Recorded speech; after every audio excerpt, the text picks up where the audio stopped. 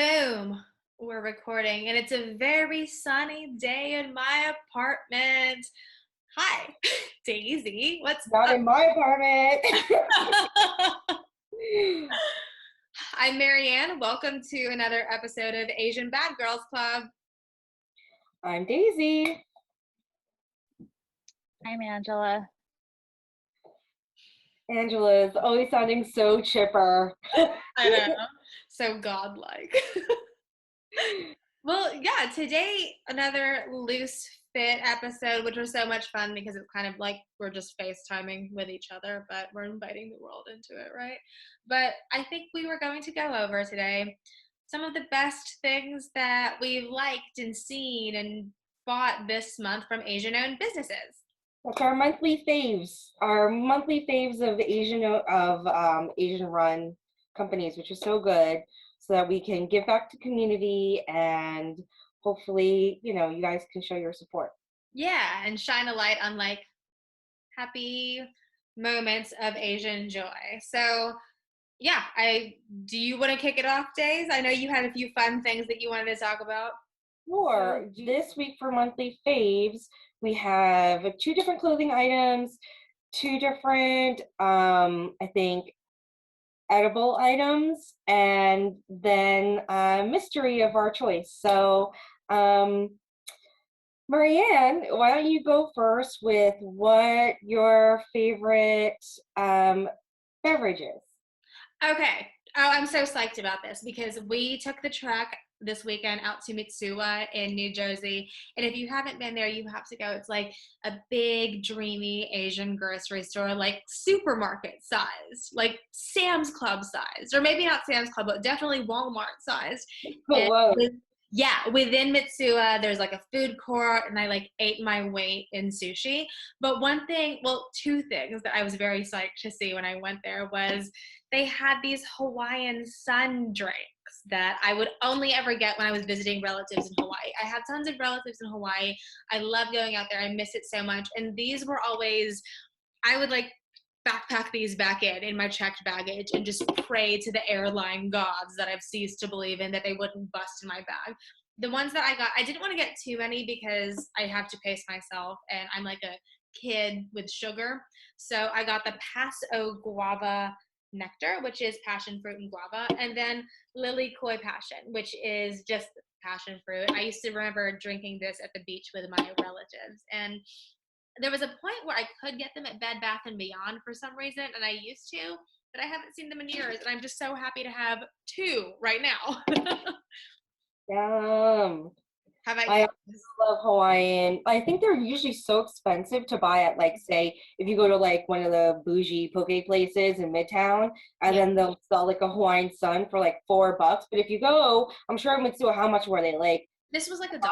Yeah, Yeah, exactly. I could have stocked up, but I was like, okay, be reasonable. You can get more your next time here because we also carted a lot of candy and chips and snacks and like all those like roast pork buns and things like that out of there. So my beverage I don't actually have on hand. So Angela, through the magic of editing, maybe put it here, or maybe you bounce it around. And it is called Ikezo Sake Jelly Drink, which is an alcoholic beverage. And I know actually Angela has also tried it before. And it's so delicious. It is basically if you had together like a jelly cup, like the lychee jelly cup, Nice. and sake, and also that grape drink that we tried during our snack. So I'll create a little meme we could throw under here, right? And that would be the baby of this drink, and it's alcoholic, and it's delicious, and it's fizzy, and it's good. And you get it in this little can, you shake it up, and it's just a mix of sparkling sake and with the little jelly pieces in it, and it's so exciting. Angela, what were your thoughts on it? I loved it personally. I liked it too, but I feel like the first time it was hard to get the jellies until we realized we had straws. And it was a lot easier to drink with the straw. Oh yeah. So I would say packaging, they should add a straw. I agree. A lid bigger so that you can like have all the jelly. I want all the jelly. Well, I think also our major issue in the beginning was that we forgot to, we didn't read the directions and we didn't shake it. So apparently you're supposed to like shake it vigorously. So if you guys pick it up, once you shake it vigorously, it does break up the jelly because I think it's probably solid in there. You Okay, gotta shake, that makes sense. you gotta shake it up. You know what I mean? I'm sorry. I've got like the humor of a 13-year-old boy sometimes. Anyway, But also, this sounds dreamy. It's like White Claw who? I want this glorious sake jelly childhood flavor situation. yeah, because they have it in peach, berry, and yuzu. And I've now found them in like 3 different places. So if you have a local Asian grocery store, Japanese grocery store, I found them also in my H Mart. Go find them, even Google them. I'm sure they're on, we don't want to, the A people. I know, fuck Yeah, Bezos. yeah, I don't want to, no Prime. We don't want to, no, thank you. But I do You can stream buy it on the Degrassi. site or somewhere else. I do stream Degrassi on Prime though, so like I'm canceled. That's it. It can't be perfect, but we can try. It's true. We can try. We're trying, and that's it. But yeah, I am very excited to try that maybe for our next taste test moment. Yes, we'll try new things. And then I guess second items, clothing. Yeah. So I'll quickly show mine since I'm wearing it. Actually, I've been wearing it. I'm wearing this T-shirt, boop, boop, boop, and it says "Daughter of an Immigrant." Oh, I love that. And I love this T-shirt, and I got it from an Etsy creator who we will link called. Her name is Mary Nguyen, and it's Mary Nguyen Co. She has a lot of other items that are towards like STEM, women in STEM research, because you can tell that she's a scientist herself and she's trying to, bring more women to the field. And also, obviously, daughter of an immigrant, she created this print, which I love so much, and hope you guys go. And if you're a daughter of an immigrant, it's a great shirt. Which, yeah, that's a lot of us, and I think I need one of those. My mom would be very happy if I got one. But yeah, I also got a piece of merch that I am waiting to come in, but it's gonna take a few weeks, but it's well worth the wait. Angela will work her editing magic and maybe superimpose it here. But there is this website called Welcome to Chinatown. It is a New York-based initiative that has partnered with different businesses within New York's Chinatown to help raise funds and just give Chinatown some love, because the pandemic has hit Chinatown really hard. A lot of really long-time businesses that are near and dear to our hearts have had to close. But this initiative has partnered with some of my favorite restaurants, and I bought a sweatshirt. So they have different things going on. I need to intro this correctly. They have a line of apparel, they have home goods, they have paper goods like prints and things and calendars and things like that, which if you buy it, the restaurant or business that is partnered with the specific product gets proceeds from the item that you buy. So I just bought this sweatshirt that is in partnership with the Big Wong restaurant in Chinatown. It's one of my favorite restaurants there, and I like the sweater because it has like their lobster ginger dish like written in this cool handwriting script across the front, and then on the back of it has their full menu in this retro style looking, those photographs that you see on the Chinese menus, and the food styling of it all. And it's like a burnt sienna sweater. I ordered it. It's going to take about 3 weeks to get here, but again, well worth the wait, and I can't wait to wear it around everywhere because it stays cold in New York for quite some time. I think this is probably going up sometime in June. We'll see if it's cold by the time that this episode goes up, but hopefully I'll have my sweater by then so I can show it to you. And yeah, I mean, I'm just happy to support the restaurant in that way while also getting some cool streetwear out of it. That idea came about because my friend Andrea wrote a story that was basically showing how different streetwear brands and people in fashion have been empowering and helping out local businesses, especially in Chinatown with everything. Well, let's link her article below too. Yeah, we'll have to link it. She's a super talented writer, and I love her so much. And I think that you'll go through her article and find even more merch that you'll love. And then final surprise for me, Daisy. What's your surprise? My surprise piece is a makeup line of one of my favorite drag queens who also happens to be first gen Korean. So he was born in Korea, but then mostly grew up in America. And that's Kim Chi, who is RuPaul Drag Race, top three.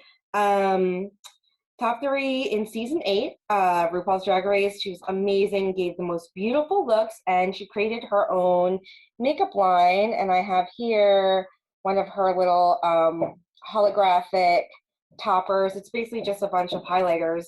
Um, but it's so beautiful. I don't even know if I can show you everything, but it's just so Oh, that's pretty pretty. and shiny, and it is stunning. And I love kimchi so much. Also, the brand that's really great is gives back to the Trevor Project, which is for LGBTQI youth and trying to help anti-violence there. Um, yeah, Kimchi, she's amazing. She's one of my favorite queens. She said that her aura is an array of ultraviolet colors that spew, I think she said, violet and pink and glitter. And she celebrates cute, fun, weird, and exotic. And that's what basically her brand is. And same girl. Yeah. Like I feel her, and I, love this brand.